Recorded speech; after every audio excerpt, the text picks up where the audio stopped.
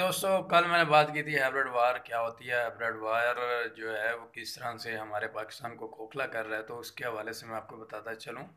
Hybrid वार जो है वो इस वक्त जो लड़ी जा रही है, उसका तरीक़ेकार क्या है, उसे आप किस तरह से पहचान सकते हैं। उसका तरीक़ेकार ये है कि शिया सुन्नी फसादात, कौमियत की बुनियाद पर ख़ुद को तकसीम करने वाले लोग, चाहे वो बलोच हों, पंजाबी हों, सिंधी हों, मुहाजिर हों, जो भी हों, जो जो भी खुद को कौमियत का नारा लगा रहा है और मजहबी नारा लगा रहा है, समझ लो वो आपको हाइब्रिड वार की तरफ धकेल रहा है।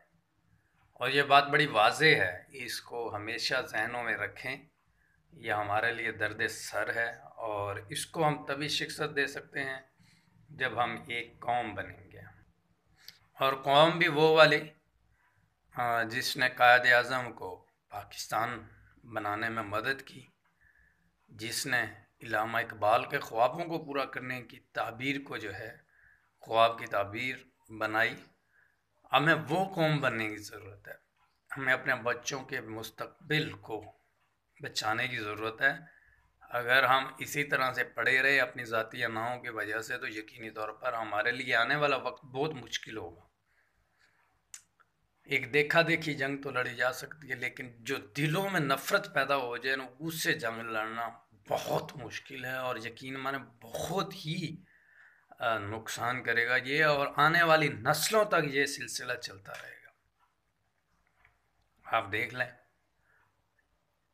किस तरह से हम इस वक्त जो है वो मुश्किलात का गढ़ बन चुके हैं।